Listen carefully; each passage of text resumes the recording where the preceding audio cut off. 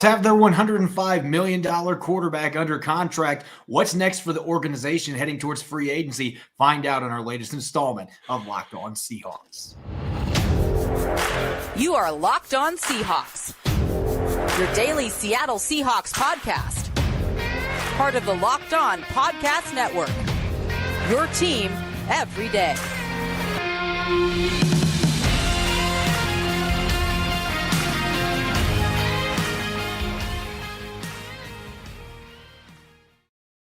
Greetings, 12. This is Corbin Smith, host of the Locked On Seahawks podcast, your daily Seahawks podcast, part of the Locked On Podcast Network, your team every day. Glad to be joined for our Tuesday episode by my co-host in crime, Rob Rang. And a special thanks to all the 12s out there, whether you're listening in Mexico, Canada, or in nearby Redmond. We greatly appreciate you making Locked On Seahawks your first listen 5 days a week. We're drawing closer to the start of free agency. We're going to be diving into what's next for the Seahawks after the first big domino fell with the re-signing of Geno Smith. Plus, for Transaction Tuesday, we're going to take a look at 3 former Seahawks set to hit the market. Which player do you, the fans, believe would be the best fit to bring back for a second tour? Rob and I are going to be weighing in on that as well in a jam-packed episode. Now, for your lead story here on our Tuesday edition of the Locked On Seahawks podcast. Yesterday, the Seahawks rewarded Geno Smith for winning Comeback Player of the Year and having a fantastic 2022 season with a 3-year, $105 million contract. More details have come to the fold today, including finding out that $30 million of that is going to be incentives based. So this is, again, continuing to look like a pretty team-friendly deal, and yet a great opportunity for Geno Smith to earn himself top 10 quarterback money, that middle tier quarterback contract that everybody's been looking for. John Schneider and company looked like they might have hit it out of the park. And listening to Pete Carroll this morning on Seattle Sports 710, my big takeaway, there was a lot of really good stuff that was in this interview, maybe the most candid we've seen Pete Carroll on a number of fronts. But this wasn't just about re-signing Smith for what he did on the field. It's how he handled a really crazy situation, replacing a legendary quarterback last year. And maybe the most notable thing that stood out, Rob, is it was about sending a message heading into free agency about where Pete Carroll and the front office thinks that this team is heading with Geno Smith as the quarterback. And that leads to the big question. What's next? Now that we got free agency coming up on March 15th and then the draft coming after that, this is a critical offseason, and you could tell based on the comments from Pete Carroll today that this is the first big domino. Now they can truly get their offseason rolling in motion. Yeah, exactly. I think that that Pete Carroll he demonstrated just how almost giddy I think that the Seahawks are, that they were able to bring back Geno Smith, as you said, on a team-friendly deal. Pete Carroll himself said that Geno Smith kind of gambled on himself a little bit. And, oh my goodness, I mean, isn't that exactly the mentality that you would know that Pete Carroll would want to have from a quarterback? And, and that's exactly what Geno Smith did. It sounds like, as we talked about, was a deal that made sense both for the player and for the team. The fact that there was so many of Geno Smith's teammates who were, kind of reaching out on social media, just congratulating him on this. I think that kind of getting back to what you said before is the real question. And what we're going to be kind of talking about in today's episode is what's next. I think the easy answer is just, refocusing on the line of scrimmage. That Geno Smith was, what you had to do. You had to answer the question at quarterback, obviously. But now you can shift your focus to what plagued the Seahawks a year ago, whether it be the interior of the offensive line. And obviously, if you want Geno Smith to continue to play at the level that he played a year ago, then you have to answer the vacancy that is at the center position, because your starting center, Austin Blythe, is not obviously now has retired. And so just replacing him at that position, it has to be your one of your very top priorities, at least on offense. And then again, on defense, you have to do the exact same thing, because we all know how much Seattle struggled running the football, or stopping the run, excuse me. But to worry about the line of scrimmage would just, at this point, I think would just be to overlook what a monumental move that Seattle and Geno Smith were just able to, come together to do a day ago. So again, that to me is the big story here. And the reason why I think that Pete Carroll was even for Pete Carroll, I mean, we know that he's always optimistic. I thought that he sounded just like, as excited as you can expect Pete Carroll could possibly be about the fact that this does look like a team that could have a little bit of flexibility in terms of the remaining salary cap that it has. And again, the biggest thing is the fact that you don't necessarily have to address the quarterback position in the draft. You could, that you still have that flexibility. This deal provides you that. But at the same time, it's easy to see how Seattle, with a Pro Bowl caliber quarterback, and the 4 draft picks in the top 52 that Seattle has, they could really be a real contender in the NFC West. So I think that Pete Carroll is feeling like, you know what, I'm just going to just make my Hall of Fame credentials look that much better when we're competing for a division title and another playoff spot in 2023 as well. Yeah, as Carroll acknowledged today, there's not a ton of flexibility in terms of salary cap space. Now, we don't know Geno Smith's cap hit for this upcoming season. That information has yet to be revealed. We do know $40 million in guarantees, as I mentioned, $30 million in incentives. And so this is a team-friendly contract, and yet there's a lot of potential for Geno Smith to earn big bucks, top 10 quarterback money. The Seahawks are giving him that opportunity. But a good chunk of that money, he's going to have to earn that by continuing to play at a high level. And this protects them some, as we mentioned yesterday. Right now, over the cap list, them with $23 million in cap space. And that is not including rookies. They've got 10 draft picks. And we know John Schneider, that could turn into 11 or 12 when we get to the end of April on draft weekend in Kansas City. But for right now, they've got 10 selections that they're going to have to account for there. And so that's not the effective cap space they had. And that's before Geno Smith's contract is accounted for. So we don't know what that cap hit is right now, but there's not going to be a ton of cap space. The good news is there are a few moves, as we've talked about a couple of times in the show, that they could make, releasing Gabe Jackson, either releasing or restructuring Shelby Harris, Quentin Jefferson, Al Woods. They've got some extension candidates like Uchenna Nwosu that they could lower his cap hit if they extended him. So there's a number of things that John Schneider and the front office can do right now to create additional cap space. And that's not even looking at restructures, not something John Schneider has liked to do in the past. But as you mentioned, that interior offensive line, I think that's got to be the next step. Now, maybe they think the center they want is in the draft. They're going to bypass in free agency, but there are some intriguing veteran centers in this free agency class if they want to go that route. And there are some guards that might interest them as well. They did re-sign Phil Haynes, but if Gabe Jackson gets cut, you'd like to have somebody to compete against him, either a rookie or another veteran that comes in to make things interesting. And in the front line on defense, you had all the personnel-related issues last year moving to a 3-4. You and I are both under the impression they're going to be making some significant changes there, maybe adding another edge rusher and linebacker, of course. And we'll be talking about one candidate to fill that void in the middle here coming up in our next segment. But they've got to figure out what they're going to do with Jordan Brooks' situation. We don't know if Brooks is going to be ready for the start of the season. He might miss a big chunk of 2023 coming off a torn ACL. So as we have talked about time and time again, the trenches on both sides, the linebacker position, those seem like the biggest question marks for the Seahawks that they can now shift their focus to. But of course, there's always those secondary needs too, like adding a third receiver potentially, a complimentary running back to go with Ken Walker III. You get 2 tight ends that are going to be free agents next year. Maybe you look at a tight end in free agency that can be affordable that you can bring in to add to that group. And so you can't rule out some of those secondary issues too. And sometimes that's been where the Seahawks have done their business in free agency because they haven't had a lot of money to spend. Well, exactly. And that's where I think that, again, Seattle is in a very good position to be able to do that now if they wanted to. Having looked at this year's draft class and all the positions, of course, and really starting to look at some of the veteran free agents that are available. One of the positions that I wonder that Seattle may not look to try to address in veteran free agency might be at the linebacker position. And we'll talk about this a little bit because, of course, there is a linebacker out there recently been made available that the Seahawks have a great deal of familiarity with, in Bobby Wagner.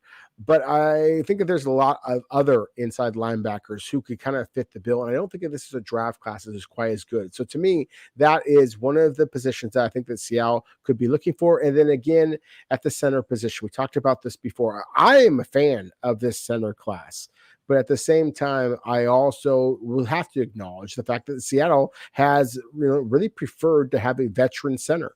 And so I think that now that you have obviously a veteran quarterback, you are just proving that you are building around Geno Smith at this point. I think that is something else that they might consider as well. As you made a mention a moment ago, there are some good veteran centers out there available in free agency. So to me, those are the two positions you really have to look at in veteran free agency: the center position, and again, inside linebacker. Wouldn't be surprised at all if the little bit of money that Seattle does have remaining after this deal with Geno Smith, that might be some of the positions that they look at.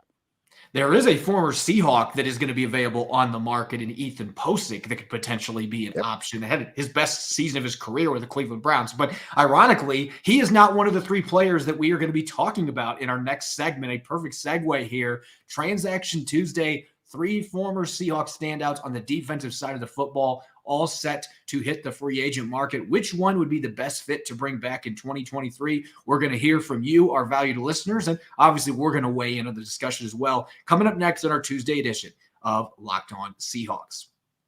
This episode is brought your way by FanDuel. The midway point of the NBA season has officially passed, and now is the perfect time to download FanDuel, America's #1 sportsbook, because new customers get a no-sweat first bet up to $1,000. That's bonus bets back if your first bet doesn't win. Just download the FanDuel Sportsbook app. It's safe, secure, and super easy to use. Then you can bet on everything from the money line to point scorers and threes drained. I'm a big fan of betting on player props, including FanDuel's Player Parlay Builder. For example, you can bet on Jaren Jackson Jr. to score 20 points tonight for the Grizzlies at +100. Plus, FanDuel even lets you combine your bets for a chance at a bigger payout with a same-game parlay. So don't miss the chance to get your no-sweat first bet up to $1,000 in bonus bets when you go to FanDuel.com/lockedon. That's FanDuel.com/lockedon to learn more. Make every moment more with FanDuel, an official sports betting partner of the NBA. You're listening to the Tuesday edition of Locked On Seahawks. I'm your host, Corbin Smith. Glad as always to be joined by my co-host in crime, Rob Rang. A special thanks to all the 12s out there as always for making Locked On Seahawks your first listen 5 days a week. We greatly appreciate it. This has become one of our favorite off-season segments. It's time for Transaction Tuesday. What we do each and every Tuesday, we have a roster-related question, and we dish it out to you, the 12s, a chance for you to weigh in on what the Seahawks should do this offseason. And we have a very interesting question that we came up with today, because there are three former Seahawks stars on the defensive side of the ball that are all poised to become available for the start of free agency as cap casualties. We've seen a number of cuts the last couple of days. Big name players getting released to open up cap space for teams as they get ready to sign other players in free agency. And there happens to be some big names that played for the Seattle Seahawks at one point that might be available to come back to Seattle. So the big question that we asked, Rob, who is the best fit for a Seattle reunion in 2023? And obviously our three players, Bobby Wagner, the perennial all-pro linebacker, Frank Clark, two-time Super Bowl winner now in Kansas City, really athletic pass rusher, extremely productive, and former third-round pick Shaquill Griffin, who was a Pro Bowler for the Seahawks back in 2019. So again, Rob, all three of these players have pretty good resumes from their time in Seattle. Bobby Wagner's got a Hall of Fame resume from his 10 years with the Seahawks. Frank Clark had a 13.5 sack season. As I mentioned, Griffin was a Pro Bowler. And so this is a really interesting question. And we put up a poll, and I got to say this right now. We always talk about how much we value our listeners, but 6,071 people voted on this poll. That is insane. Over 6,000 votes on this poll, and Bobby Wagner won it by a landslide, 67.9%. Frank Clark got 29.1%, and poor Shaquill Griffin only got 3% from those 6,071 votes. And looking at just a handful of responses we got from our listeners before Rob and I get a chance to weigh in here, Jay Luppy on Twitter says, of all three needs, Bobby Wagner is the one that can address without selecting the position high in the draft. A defensive line is the biggest need. With 2 firsts and 2 seconds, they can get day one starters who can come in and make an impact on the line. And Matt McMurray agreed, saying Bobby by a large margin, position of need and the best player out of the three. Tone setter and leader, still has elite years left. If they want to make a deep playoff run in the next 2 years, this is this is an easy choice. We also had several interesting responses about picking Frank Clark to come back for a second stint in Seattle. This one coming from Alex. Frank Clark would be the biggest splash. He was pretty damn dominant in the playoffs. I know everybody loves Wagner, but that seems less likely, and it would be better to get younger there. Hard pass on Shaquill Griffin. And Matt Cook said, Frank is only 29, still has a couple good years in him. Bring a vet presence to the younger guys like Bruce did and makes edge less of a need to open the door for a little more to consider at quarterback or other positions early in the draft. And then our only response on Shaquill Griffin, I think this was a good point, though, coming from Tim on Twitter. He said, Shaq, I'd like to establish a baseline on the outside and see if Bryant can make it at nickel, draft inside linebacker and edge. Bobby and Clark would choke out any opportunity for a youth movement in the front seven. And that's a really interesting point of view there, looking at where the Seahawks are at with a very young roster for the most part. So now I'm going to dish it to you, Rob. We've got Bobby Wagner. We've got Frank Clark. We've got Shaquill Griffin, three very good football players at three different positions on a defense that needs an infusion of talent. Which one do you think would make the most sense and would be the best fit to bring back in 2023? Well, that's the thing, Corbin. It is a talent, or it is a tough question. I think it's one of the reasons why we had so many responses. And again, as Corbin said, thank you to everyone out there for just the incredible amount of responses and just the depth of understanding of Seattle's roster and team building. I'm always impressed. So thank you to all of those listeners for your responses. I have to agree with the majority of them in terms of just the fact that, let's just acknowledge the obvious that inside linebacker is a position of concern. Bobby Wagner was amazing a year ago for the Los Angeles Rams. I mean, I hadn't seen Bobby Wagner play that way in the last couple of years, frankly. I think that, while I think that he has been a very good player, and the statistics suggest that he's been a very, very good player. The number of tackles speak for themselves. As you said, Corbin, this is a future Hall of Famer we're talking about, and obviously the vast majority of his playing career was in Seattle. Seahawks fans know what Bobby Wagner is. He did not play to the level that he played for the Rams this past season. He did not play for the Seahawks at that level for the last couple of years. I think that Bobby Wagner played like he was pissed off, and I was inspired. I loved the way that he played. I thought it was terrific. I mean, just the big plays that he created, and including against the Seahawks. I mean, talk about heart, talk about the speed, the playmaking ability in coverage with the interceptions, in terms of his pass rush. He was fantastic. At the same time, he's still an aging linebacker. And so I think that if there is going to be this magical Hollywood reunion, then I think it's got to be on Seattle's terms a little bit, because this is an aging player. I think that he played out of his mind a year ago.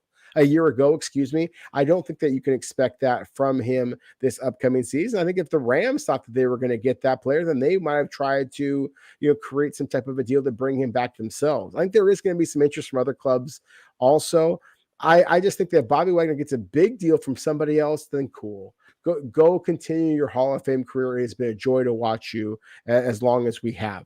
If you are willing to come back, you want to play a little bit different role, be the mentor, be the team leader, and create this kind of second generation of Pete Carroll and John Schneider playoff bound kind of teams, then very cool. But at the same time, you can't pay a guy for what he has done for another club. And that's really where the idea that I would kind of mention here. I love the idea of bringing Frank Clark back. To me, he would add an element of physicality and relentlessness that I haven't seen from very many Seattle pass rushers since Frank Clark left. Uchenna Nwosu being a good example, Bruce Irvin being a good example of what Seattle has always had, and Frank Clark absolutely had, and Seattle lost when they traded him away. I'd love to bring him back again, but at a cheap price. And the same thing with Shaq Griffin. This is a good, talented, still young cornerback.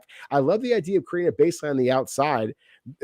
Jacksonville hasn't released him yet. I mean, this is a guy who's worth a lot of money, and still they're keeping him around because they're not quite sure yet they want to give up on a guy that, even though he struggled a little bit in terms of coverage, and never has had the ball skills that Seattle has always preferred. At the same time, he's a good player. And so I think that any one of these guys, if Seattle is able to bring back, or Ethan Posick, because we talked about for a moment ago, I think Seattle should be looking to bring these guys back if they can, because they're proven difference makers. At the same time, again, the expectation of how much you're going to pay these players is a heck of a lot less than what they got before, and that's not going to happen for very many of these players. And you mentioned the elephant in the room here, and it's cost, because as we just talked about in the first segment, the Seahawks are not necessarily going to be in a position where they can splurge on a free agent signing. And I expect Frank Clark, this is just my opinion, I think he's going to end back up in Kansas City. I think they're going to cut him. I think he's going to test the market. I think the Chiefs would love to bring him back on a deal that's going to be better for their salary cap. He has been so good for them in the playoffs, and he's loved winning Super Bowls, obviously. I think they're going to find a way to make that work. Maybe the Seahawks enter that discussion, but I just can't see them coming anywhere close to paying the money that Frank Clark's going to be looking for. And quite frankly, he has not had more than 5 sacks in the regular season each of the last couple of years. He's been great in the playoffs. His regular season numbers, though, have been pretty pedestrian. He's going to be turning 30. I just don't see him being a guy that I would be spending a ton of money on. And the Seahawks, quite frankly, can't afford to do it. And Shaquill Griffin's situation, as you mentioned, he might be the most unlikely of these 3 to actually get cut, even though the reports out there suggest that's what they're going to do. Jacksonville might be in a position where they feel like, you know what, let's stick with him. And so I don't even know if he's going to hit the market. You've got Trey Brown, Mike Jackson, who I think are comparable players. I just don't know that there's really necessarily a need to bring him in for the money that's going to be required to sign him. I just think of these 3 players, Bobby Wagner would be the one that makes the most sense based on need. I think he would be the player that you would have the best chance to bring in. He's not going to necessarily take a super cheap deal, but the idea that he can finish his career where he played his first 10 seasons, and this is an ascending team that looks like it's going to be a contender. He says he wants to play for a winning football team. This would be a great chance for him to go back, mend fences. I think they already have mended fences with the meeting he had with Pete Carroll after one of the games between the Seahawks and Rams this year. I think that they're on good terms. You bring Bobby Wagner back, it's just going to boil down to money. I think in a 3-4 defense, he's going to be more effective because they can blitz him more often. We saw what he did with the Rams doing that. You can play him towards the line of scrimmage a little bit more. He's not going to have quite as big of zone responsibilities in a lot of cases. I just feel like the scheme matches up with his current skill set really well. And so I think it'd be a good fit. It's really just going to boil down to money. And you could say that with all 3 of these guys. Posick, as you mentioned, would be another guy that intrigues me, but he was not part of this actual question. So of the 3 players that we tasked with our listeners, I think you and I would be in agreement that Bobby Wagner, if he could get the right price, would make the most sense. Frank Clark would be a lot of fun. I just think he's going to be way too expensive. And Shaquill Griffin, if he hits the market, maybe that's something you explore, but it just feels like it would be a bit redundant with some of the other corners they have. And oh, by the way, this is a pretty darn good cornerback draft class. Very deep that we are going to be looking at for this 2023 NFL draft. That's a perfect segue now into our closing takeaways. We had several people on social media ask, okay, you guys have covered all the positions, but what are your general thoughts on how this combine went and looking at certain position groups? And I'm going to lead it over to you to start this segment, Rob, because I know you were chomping at the bit yesterday to talk about a certain position group, even with Geno Smith having this extension.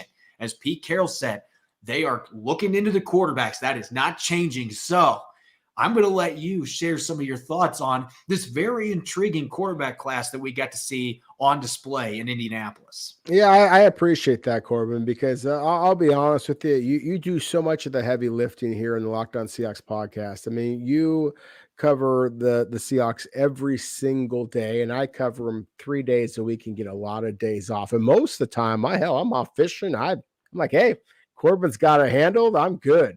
But watching the combine, I was tearing my hair out because I was so excited, wanted to talk ball, wanted to talk about how these prospects would fit in with the Seahawks. And, again, the whole point of this is just the idea that, what's your grand takeaway? My grand takeaway is that there was, I thought, 5 players that really fit in with the Seahawks before the combine.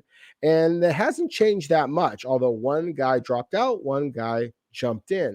Jalen Carter, to me, is a player that possibly dropped out. Because of all the concerns that we talked about before, I think that Seattle has to do their due diligence because this is a terrific player on tape, and this is a player who fits in with what you're looking for, what you're missing on defense in such a beautiful way that you really have to consider him. He is absolutely a top 2, top 3 prospect in this draft in terms of talent, in terms of his ability to just change the game. And so again, if he's available to you at 5, then that obviously would be one of the best players available. But still, because of the concerns that we've talked about, he potentially could drop out. But if he dropped out, then certainly Florida quarterback Anthony Richardson leaped into that gap. And so to me, that's my big takeaway is I want to talk about these 4 quarterbacks in Bryce Young from Alabama. I'm just going to mention them in the way that I personally rank them. Bryce Young from Alabama, CJ Stroud from Ohio State, Anthony Richardson from Florida, Will Levis from Kentucky. I think that all 4 of them, Corbin, are absolutely in play for the Seahawks at number 5 overall. If 3 of the 4 of them go in the top 4 picks, and Seattle's looking at Will Anderson, they're looking at Jalen Carter, they're looking at Tyree Wilson, looking at whoever, I don't care. I think that still the quarterbacks are going to remain in play for Pete Carroll and for John Schneider because I think all 4 of them project as future starters in the NFL. And this is post Geno Smith signing that deal. Bryce Young, to me, is a special player because of just his spatial awareness. He has an instinct and a playmaking ability about him I think is very, very rare. I think it's most similar to what Seahawks fans have seen with Russell Wilson. The size is obviously a huge concern, as it was with Russell Wilson. There's going to be some Seahawks fans who are out there like, hey, Pete Carroll, John Schneider won with Russell Wilson, draft another 5'10" quarterback. The difference is Seattle drafted Russell at 75, and this guy would have to come at number 5 overall or earlier likely. So that's obviously a huge difference. But at the same time, what Bryce Young has been able to do throughout his college career, I think speaks for itself. That's why he is my top-rated quarterback in this draft class, even though he didn't get an opportunity to do anything except measure at the combine. And that's a whole other conversation there. CJ Stroud, as I've said before, I think is the most accurate quarterback in this class. You put him in your mock draft, Corbin, for Seattle selection. If CJ Stroud was available to Seattle at number 5, to me, it's a slam dunk. You take this player. I think he has Pro Bowl, all pro kind of accuracy. I think that he can be a superstar. And if any of these quarterbacks are Seattle selection, I think the Seahawks fans should be excited. Because what this is saying is as that salary cap gets bigger and bigger and bigger, Seattle has a quarterback guaranteed for at least the next 5 years. If they do their job, if they did a good job of evaluating Geno Smith, they got him for 3 years. And whatever one of these rookie quarterbacks selected in the first round, they got them for 5 years on Seattle's dictation as far as the salary cap, rather than paying these players again. So that gives you 5 years to build yourself a Super Bowl roster. And as I mentioned before, again, CJ Stroud, to me, I thought that he was the best quarterback in the workouts. I thought that he is the most accurate quarterback on tape. I just love that combination. For me, Anthony Richardson, my goodness, if you watch the combine at all. He's a like Tariq Woolen was at corner last year. We all know how, Pete Carroll got so excited and literally rips off his shirt when DK Metcalf walked into the room. There's been already talk about how Anthony Richardson and Pete Carroll kind of hit it off in their interview. I can see that because Pete Carroll just acknowledges great athletes, and that's exactly what Anthony Richardson is. And Anthony Richardson is no dummy, as anybody who listened to his interviews can certainly attest to. And so I think that that he would have been very much attracted to the enthusiasm, the history, the rings that Pete Carroll brings to the table. And then finally, Will Levis. I'm not as high on Will Levis as some people are, but the familiarity with Seattle's offense, with the 2 offensive coordinators at Kentucky that, of course, many Seahawks fans know, coached with, Seattle's guys. I mean, that familiarity is huge. The arm strength, the quick release. There's a lot of things about Will Levis as well. So to me, that is my big takeaway, my long-winded takeaway. I apologize for stealing the mic, Corbin, this entire time, but again, this quarterback class is legit. And Seattle's opportunity at number 5 overall, not only to get a great defensive player, but also to possibly set your franchise up for the long haul. I would not be surprised at all if Seattle went with the quarterback at number 5. It's all about following that blueprint that Ron Wolf did in Green Bay when John Schneider was there working under it. Now, John Schneider has not abided by that in his 13 years in Seattle. He has drafted 2 quarterbacks the entire time. Russell Wilson and Alex Magoo. It's not like he has been actively trying to replicate what Ron Wolf used to do, where he was drafting a quarterback seemingly every year behind Brett Favre. And think of some of the guys that were there. Mark Brunell being one of them, ended up being a really good quarterback for the Jaguars after he was traded away by the Packers. And then, oh, by the way, Matt Hasselbeck, we know him pretty well. Coming over to the Seahawks, he was drafted by the Packers behind Brett Favre. That is what you would like to see John Schneider be able to do here. And he's got the flexibility. We talked about this yesterday with a player like Anthony Richardson. If he is there at number 5, which I'm at the point now where I'd be stunned if he's there at 5. I think if you want him, you're going to have to move up to get it because of that freak athleticism, the size. And everybody that I talked to in Indy that was in the know, they were talking about how great of an interview that he was. And you can see it when he interviews with media. You could see why this guy would be able to go into a meeting room and take full command and get the attention of somebody like Pete Carroll. And so I think he's going to go very early in this draft, but it gives you an opportunity to get that player early that you haven't had a chance to get because you haven't picked this early. You can get that elite physical talent like an Anthony Richardson or even a Will Levis and develop that player for a year or two behind Geno Smith. If Geno just tears it up the next 2 years, you can give Geno Smith another contract and you can trade away like the Packers did with Mark Brunell and with Matt Hasselbeck. You can move quarterbacks, but at the same time, if Geno Smith regresses some or if he's just, stagnated, plateaus, you can go to that quarterback that has more physical upside that's much younger in a year or two. And so they have created that flexibility for themselves. We could talk about this quarterback class all day, and we're going to be talking about Anthony Richardson and company for the next month and a half leading up to the draft. You can guarantee we'll be talking about these QBs ad nauseum. But the other group that I'm going to be talking about nonstop is the edge and defensive tackle group. And I'm just going to say defensive line in general. Rob, I think that this is maybe the deepest defensive line edge rush group that I have seen in my 10 plus years that I have been covering the draft. I don't know that you've got your superstars like your Nick Bosa's. I mean, Will Anderson might be able to be that kind of a player in the top 3 picks, but you might not have that guy that is that generational talent that's going to go number 1 overall. But there are a ton of guys that have first and second round talent, and just seeing the off the charts testing numbers that these guys were putting up. Adebawore from Northwestern at 282 pounds running a 4.49 40. That is still mind boggling to me. A 4.49 40-yard dash for a man of that size that doesn't look like he could fit through an elevator door because of how wide his shoulders are. And that guy was running a 4.49. And then Nolan Smith at 238 pounds running a 4.39, which was the fastest time for a guy of that weight. It was, DK Metcalf at 228 did a 4.33, but we're talking 10 pounds heavier and ran a 4.39 and had a 40-plus inch vertical. If you're looking for guys like Nolan Smith that are in that 240, 245-pound range, Will McDonald being another one that can just pin their ears back and fly off the edge of the quarterback, you can find a number of guys that check off that box. If you're looking for a big-bodied guy that can play 3-tech, 5-tech, all over the defensive line like Adebawore, there's a bunch of guys that can do that. You want a big athletic nose tackle or a big run-stuffing nose tackle, you can get those guys in this draft. I'm incredibly impressed, and I liked this group going into the combine. But I was really curious to see how they tested and just seeing the numbers these guys were putting up and how fluid of movers a lot of these guys are. And then watching the tape, I think it is the biggest strength in this draft class. There's another defensive group that I think you and I will talk about too that fits in there. But I'm blown away by the pure number of really good football players at the edge and defensive tackle positions in this class. Yeah, I have to agree with you. I mean, I think of some of the numbers that we saw.